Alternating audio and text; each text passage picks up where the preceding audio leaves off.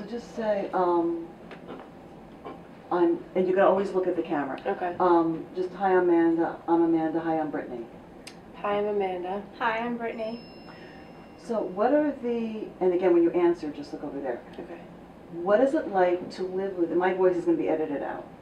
So what is it like to live with and to love someone with a serious addiction? So you can just start to say, living with someone or loving someone, however you want to phrase it, this is what it feels like. And you can talk to one another a little bit too, if you like. If you can feed off one another. Yeah. Okay. I think it's a helpless feeling. You don't know how to help them, but you want to. It's very, like, suffocating for you, too. It's extremely mentally, physically exhausting, 24/7. Always worried. Exactly. Whether people are around you at that time or not, you're always thinking about it. It's always kept in the back of your mind. You can't really focus on what you need to do throughout your entire day. It's just never ending. And you carry that with you no matter where you go. You wear it like a cloud almost. He leaves the house, you wonder when he's going to come back, if he's going to be okay. You're going to get a call about an arrest or that he's somewhere found. It's like always, you're always on edge. Always. How does that affect your relationships? Totally isolates himself, at least in my case. Yeah, and you're not able to trust people as easily Yeah. because you're always on guard and you're always concerned with. I lock my room, lock up all my stuff that's valuable when I leave the house. I forget where I hide things sometimes. Your home is supposed to be like your sanctuary, and it's not anymore. Not at all. You're always worried that he's going to get into something, find something he shouldn't find. Something's going to be missing and you're going to blame him instantly, which is horrible, but it happens. You don't look at those people as people anymore. You look at them as like a thing, as like straight up as an illness. You can't see them for who they are as a person anymore, which is really disgusting and disheartening. Do you feel comfortable just telling people my boyfriend is, my friend is, family member is? Do you feel comfortable like just saying that to anybody, or do you sense, or do you sometimes think, well, I can tell this person, that would be cool, but I'm definitely not going to tell, like, you know. So just say, I feel like I have to, so that there's some context, because my voice is not going to be in, so. I think the majority of the time I have no issue telling people what I deal with on a daily basis concerning certain people in my life, just because there's no shame in it.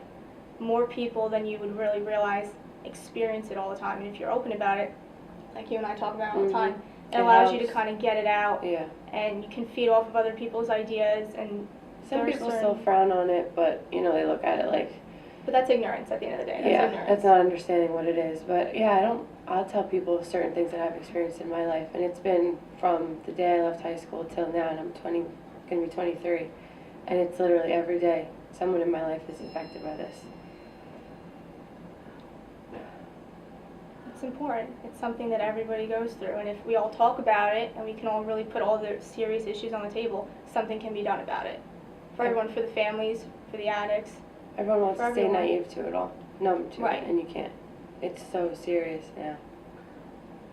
What would you like to see done? God.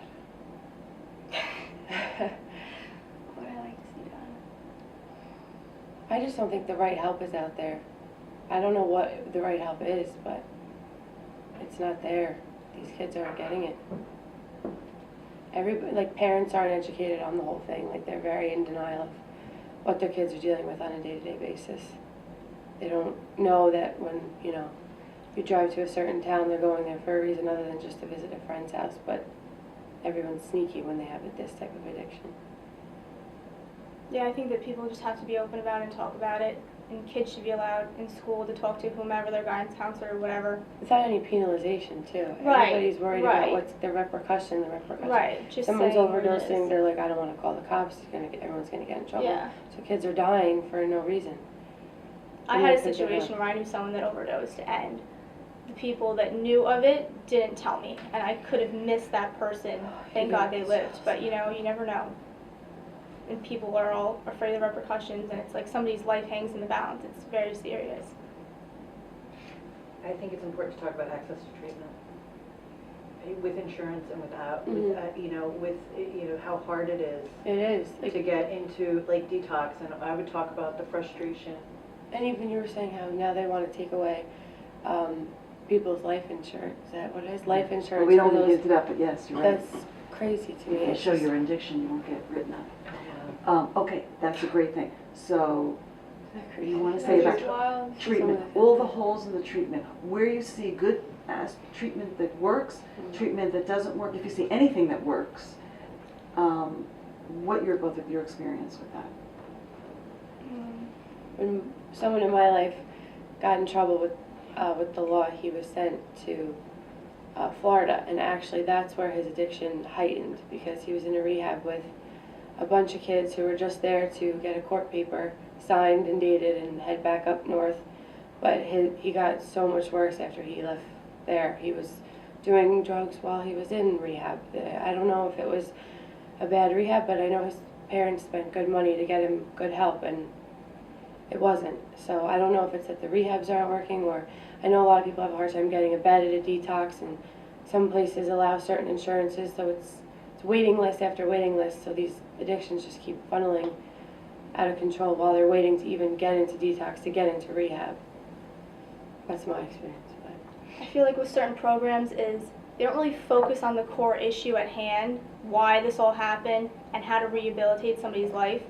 They make you go through different hoops and reach different goals and go to different meetings, but they're not really individualizing it, and they're not really helping you formulate a plan as to, okay, when I get out of this program, how am I going to get a job? Then how am I going to save a certain amount of money? How am I going to get into my own place? How am I going to do that with all the stresses of the real world and then still be able to stay clean? They don't really focus on that. They just focus on meeting their certain quota of what they have to do for you, and then you're gone. Yeah. You're just like a number. You're not really cared for individually, which I think is a shame, because a lot of people get lost in the system because of it. In and out of rehab so many times. I know so many people that have gone to multiple rehabs, multiple Their whole detoxes, life. and it's done. They're still where they were at 2 years ago. And a lot of times they'll meet a certain counselor or somebody that'll like make a difference for a moment, but then once that person's gone or once they're out, that influence is gone because they don't have the support of their family or whomever.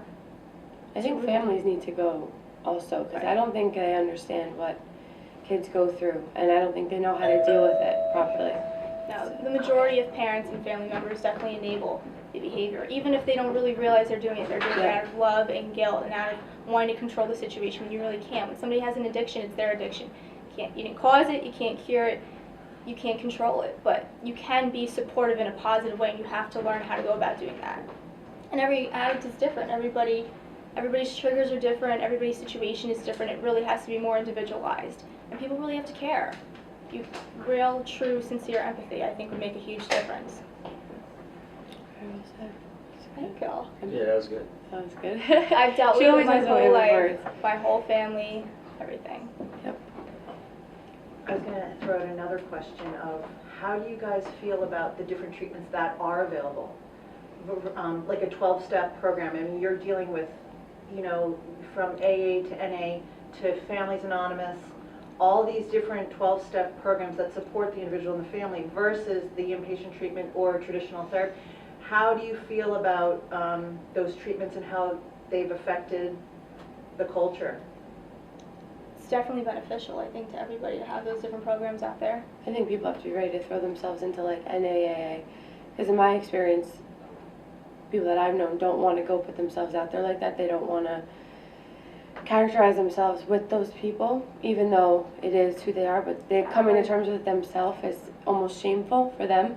So I think sometimes they'd rather stay behind closed doors than, say, go out in a big room and stand up and say, they're an addict for whatever reason with a bunch of people they don't really know. I think the inpatient, I don't know too much, but from what I know, the inpatient rehabs aren't really doing what they were set out to do. I mean, those programs, at the end of the day, once you go and you experience, you realize that there's a lot of different types of people in there that come from all walks of life, and that there's somebody in there you can relate to a certain extent. And even if you go and you get a fragment of what someone says that can be related back to your life, then you've gotten something out of it. But you have to be willing to want to make that change for yourself, for your family. And I think all those programs are also helpful for the families to get together and talk openly and just kind of like feed and ping pong back and forth as to like what their experience was, what worked for them, what didn't work for them. Helped me out tremendously, different programs like that. It really educates you on how to not enable and how to not feed into the drama and their illness, and how to just kind of separate yourself and keep yourself preserved so that you can help yourself and help them at the same time.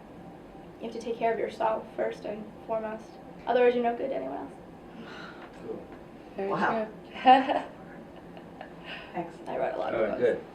Wow. Yeah, Can you right? think of any